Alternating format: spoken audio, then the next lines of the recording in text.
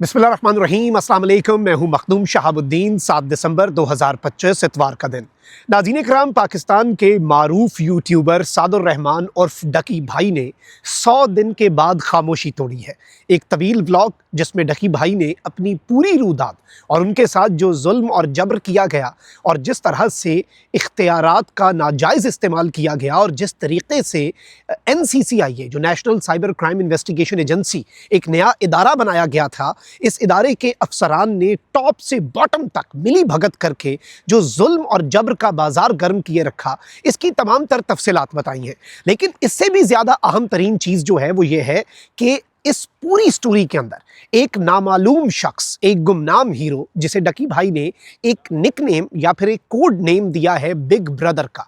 ये big brother नामी किरदार कौन है और किस तरह से ये पूरे का पूरा केस जो है इसे सॉल्व किया गया, और ये किरदार जो है इसकी अहमियत बहुत ज़्यादा है क्योंकि इस किरदार की ना ही ज़्यादा डिटेल्स डकी भाई को कहा गया है कि आपने नहीं बतानी, और यही बताया गया डकी भाई को कि हम शेडोज़ में काम करते हैं, हम सायों में काम करते हैं, हम छुप कर काम करते हैं और हमें ना तो क्रेडिट चाहिए, हमें ना तो एप्रिसिएशन चाहिए। हम बस ये चाहते हैं कि आपके साथ जो होना था ठीक तरीके से आपका मामला हल हो गया। लेकिन ये बिग ब्रदर आखिर है कौन? ये नामालूम और गुमनाम हीरो जो डकी भाई के लिए फरिश्ता बनकर आया और डकी भाई का पूरा केस। और इसमें असल चीज़ है कि इट्स नॉट जस्ट अबाउट डकी भाई। मैं कुछ एक्सक्लूसिव डिटेल्स आपके सामने रखूँगा और एक मेरा अपना एक्सपीरियंस भी है कि किस तरह से इंस्टीट्यूशंस के नाम पर पैसा जो है वो बटोरने का सिलसिला, and it's not just about NCCIA by the way. ये हर इदारे के अंदर, हर इंस्टीट्यूशन के अंदर ये हो रहा है कि पाकिस्तान की मुक़्तदरा जो है उनका नाम लेकर एक पूरा खेल रचाया जा रहा है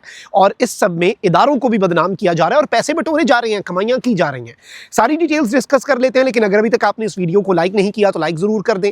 कॉमेंट सेक्शन में राय का इजहार ज़रूर कीजिएगा और जिन लोगों ने चैनल को सब्सक्राइब नहीं किया उनसे मेरी ये दरखास्त है कि चैनल को भी लाजमी सब्सक्राइब कर लें। नाज़रीन इकराम, डकी भाई के कॉन्टेंट से आप इख्तलाफ कर सकते हैं, डकी भाई के तर्ज़े तखातुब से या उनके अल्फाज के चुनाव से आप इख्तलाफ कर सकते हैं, लेकिन ये किसी को ये राइट नहीं देता कि भाई आप किसी के साथ जुल्म करें, जबर करें और अपने आप को कानून से ऊपर समझें। जिस तरह से वो FIA के NCCIA के साहब सरफराज चौधरी और ऊपर से पॉडकास्ट्स भी देते थे। खैर, उन्हें तो कोई ज़हनी मसला लग रहा था क्योंकि वो पॉडकास्टों के अंदर भी कहते थे कि हमारे बच्चे इनसे मुतासर हो रहे हैं। और बाद में जो डकी भाई ने डिटेल्स बताई कि ज़ेरे हिरासत होते हुए जिस तरह से डकी भाई पर तशद्दुद किया गया, जिस तरह से उस पर टॉर्चर किया गया और जिस तरह से जो सरफराज चौधरी है उसने डकी भाई को टॉर्चर करते हुए एक वीडियो कॉल की और 7 साल के बच्चा जो है उसे कहा कि तुम इसके व्लॉग देखते हो वीडियो कॉल पे। उस बच्चे के ज़हन पे क्या असर पड़ रहा होगा जिस मासूम बच्चे से ये सरफराज चौधरी नामी जो एक किरदार है वो डकी भाई को गालियां निकलवा रहा है वीडियो कॉल पे। आप ये कहते हैं कि भाई डकी भाई की वजह से बच्चे ख़राब हो रहे हैं, माशरा ख़राब हो रहा है, तरबियत नहीं सही हो रही, तो तुम लोग किस तरह की तरबियत कर रहे हो कि बच्चे के सामने एक शख्स के ऊपर टॉर्चर करके बच्चे को उससे गालियाँ, बच्चे को कहते हो कि उसे गालियाँ निकाले। मतलब असल तो फिर प्रॉब्लम आप में है। लेकिन ये केस सिर्फ कोई इस तरह की चीज़ नहीं थी कि तरबियत का मसला है, ये है वो है। ये बैटिंग ऐप्स का केस था, ठीक है। डकी भाई ने अपनी वीडियो के आगाज़ में कहा कि भाई मैंने माफ़ी मांगता हूँ अगर मैंने बैटिंग ऐप्स जो हैं उन्हें प्रमोट किया, ठीक है, जो उसकी सज़ा बनती है वो दें।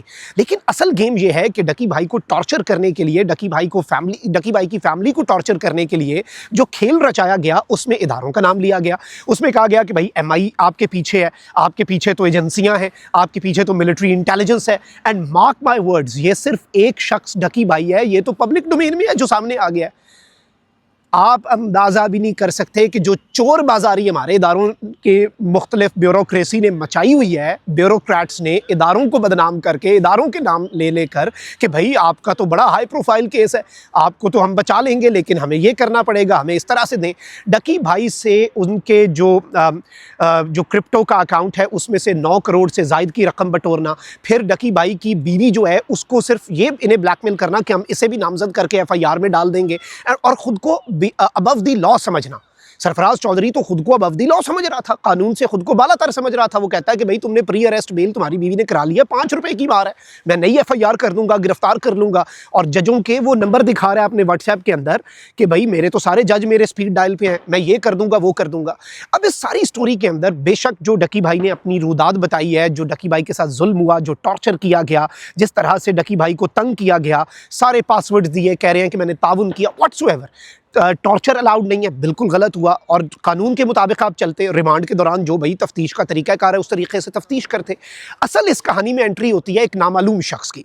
वो डकी भाई से 3 दफ़ा मिला और ये नामालूम शख्स जो है, डकी भाई ने कहा है कि भाई मैं इसका नाम नहीं ले सकता। ये मुझे एक दफ़ा पहले जब मिला तो उस वक्त मैं डरा हुआ था, एक खौफ की सी फ़ज़ा थी और इन्फॉर्मेशन अगर बाहर जाती थी तो मुझे और मारते थे। तो इसने मेरे से वैसे ही NCCIA में ये अपने किसी काम से आया होगा, इसने मुझसे पूछा इस शख्स ने कि भाई सब कुछ ठीक जा रहा है? मैंने कहा जी बिल्कुल ठीक है, बस मुझे कोई मसला नहीं है, जैसे कोई भी रैंडम बंदा आपसे पूछे। फिर इसी तरीके से बाद में भी इस शख्स ने एक मरतबा डकी भाई से पूछा। इसी दौरान रिश्वतें हुई, सब कुछ हुआ और ऑब्वियसली इदारे जो हैं वो चीज़ों को देख रहे होते हैं। अचानक से डकी भाई कहता है कि भाई एक दफ़ा जब मेरा रिमांड, जुडिशल रिमांड जो है वो हो गया जिस्मानी रिमांड से, और मुझे NCCIA के दफ्तर में पेपर वर्क के लिए आखिरी दफ़ा लाया गया जेल भेजने से पहले, तो वहाँ पर इस बिग ब्रदर नामी किरदार, जिसे डकी भाई पहले कभी नहीं मिले, कभी नहीं जानता, इस बिग ब्रदर ने कहा हाँ भाई, उसने फिर सीधी बात की, उसने ये नहीं पूछा तुमसे किसी ने पैसे लिए, उसने कहा पैसे लिए किसने तुमसे, किसने तुमसे पैसा लिया। फिर डकी भाई ने कुछ डिटेल्स बताई, उन्होंने कहा कि भाई किसी से नंबर लो, अपने घर बताओ और उन्हें ये कहो कि मैं आ रहा हूँ, एक मेरा दोस्त मिलने आ रहा है, उसे सारी डिटेल्स दे। वही बात है, डूबते को तिनके का सारा। डकी भाई ने अपने सारा कुछ ट्राई कर लिया हुआ था, इंसाफ नहीं हो रहा था, कानून के मुताबिक चीज़ें नहीं चल रही थी। फिर इस सब के अंदर डकी भाई जो है वो जेल चले गए। फिर उनकी फैमिली जब मिलने आई तो उन्होंने बताया कि हाँ भाई एक बंदा आया था हमसे मिलने, तुम्हारा दोस्त, और भाई ने पूछा कि आप इन्हें ट्रस्ट करते हैं? उन्होंने कहा भाई मैं ट्रस्ट क्या, मैं तो वैसे ही मिला हूँ, लेकिन जो भी है आप बताएँ और बस तावन करें। और उसके बाद वो जो डकी भाई वापस अपने सेल में चले गए। फिर दोबारा वो जो बिग ब्रदर है, अननोन, गुमनाम शख्स जो है वो आया और उसने डकी भाई को कहा कि हाँ भाई कैसा है डकी, और फिर कहा कि तू अपने घर वालों के आगे क्यों रोता है, उनके सामने ज़रा अपने आप को स्ट्रॉन्ग कर। मैं गया था और वो बता रहे थे कि तुम बड़े परेशान हो, घर वालों के सामने नहीं ऐसी बातें करते और उनके सामने ज़रा तगड़े होकर दिखाते हैं, वो परेशान हो जाते हैं। अब डकी भाई के साथ जो कुछ भी हुआ वो सब कुछ तो अलग है, लेकिन यहाँ पर डकी भाई ने पूछा कि आप कौन है, तो उन्होंने कहा कि भाई जिनका नाम लेकर ये NCCIA वाले लूट खसूट मचा रहे हैं, आप यही समझें कि मैं वहीं से हूँ। और हमारे हायर अप्स को जब इस बात का पता चला, आप अंदाज़ा करें कि ये साइबर क्राइम विंग था FIA का, उसे NCCIA बनाया गया और इसका DG बनाया गया वकारुद्दीन सैयद को। एंड पे फिर हमने देखा कि सारे पकड़े गए, सब ने अपने ओहदे छोड़े, इवन DG NCCIA जो है वो भी तब्दील हो गया वकारुद्दीन सैयद, विच मीन्स कि भाई इसमें सबको कहीं ना कहीं कुछ ना कुछ सब इसमें इन्वॉल्व थे, नीचे से ऊपर तक आवे का आवा ही बिगड़ा हुआ था। एंड मार्क माई वर्ड्स, ये जो गुमनाम शख्स है ये ऑब्वियसली ये एजेंसीज से ताल्लुक़ था और एजेंसीज़ कभी सामने नहीं आती, गुमनाम तरीके से ऑपरेट करती हैं। और एजेंसीज़ के नाम पर जो NCCIA ने किया, फिर उसके बाद टेबल्स टर्न हुए, वो जो अदालत लगा कर बैठे हुए थे वो मुजरिम भी बने, पब्लिक के कटहरे में भी आए, कानून के कटहरे में भी आए, अपने ओहदों से भी बर्खास्त हुए, और जब डंडा चला कानून का असल मानों में तो फिर बहुत सी चीज़ें ठीक हुई। नाज़रीन इकराम, मैं आपको ये कन्फर्म कर सकता हूँ कि हमारे मुख्तलिफ जो इदारे हैं, चाहे वो टैक्स के रिलेटेड हों या इधर उधर, वहाँ पे ये पहले बताया जाता है आपको कि भाई बड़ा मसला है, ये हो गया वो हो गया, फ़लानी एजेंसी पीछे है, फ़लानी एजेंसी, और इवन फिर बड़ी भारी भरकम अमाउंट जो है वो मांगी जाती है। और यही डकी भाई के साथ हुआ। फिर ऑब्वियसली इस हाई प्रोफाइल केस की वजह से जब ये NCCIA वाले फंसे, जब इनके कट्टे खुले, तो फिर पता चला जब इदारों को कि भाई this is not just about Ducky या Saadur Rehman, this is way bigger than this, ये इससे बहुत ऊपर की चीज़ है।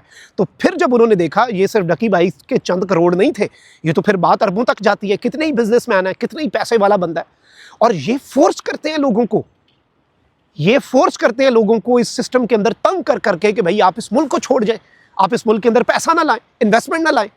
और ये मैं आपको कंफर्म कर सकता हूं कि इस वक्त जो NCCIA के एहलकार है ना, इनके साथ जो हुआ है, इसके बाद मुख्तलिफ इदारों के अंदर, मुख्तलिफ इंस्टीट्यूशंस के अंदर जो ये चोर बाजारी चल रही थी ना, अच्छा खासा एक जिसे कहते हैं दौड़ें लगी हैं, क्योंकि कर ये सारे ही रहे थे, मैं सबको नहीं कह रहा, हर इंस्टीट्यूशन में ये हो रहा था।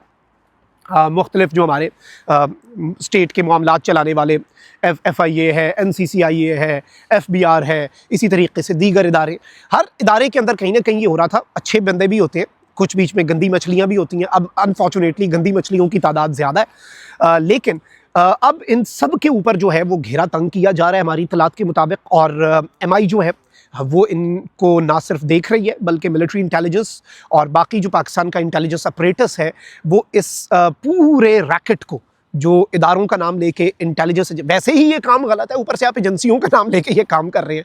मतलब आप एक तीर से दो शिकार कर रहे हैं, अपना दामन भी झाड़ रहे हैं, सारी नफरत जो है वो आप उनके लिए बना रहे हैं और साथ आप पैसा भी बटोर रहे हैं। मतलब आप तो बड़े बेहतरीन अक्लमंद लोग निकले। लेकिन जब फिर ये चक्की चली है तो इसमें बड़े बड़े पैसे हैं और अभी भी इसमें बहुत से बड़े इंकशाफात होने बाकी हैं। और मैं फिर से वही बात रिपीट कर रहा हूँ कि इट इज़ नॉट अबाउट डकी। और एनसीसीआईए की पूरी रीस्ट्रक्चरिंग हो गई है और उम्मीद हम ये करते हैं कि ये इदारा बड़ा ज़रूरी है, लोगों के साथ बड़े साइबर क्राइम्स होते हैं।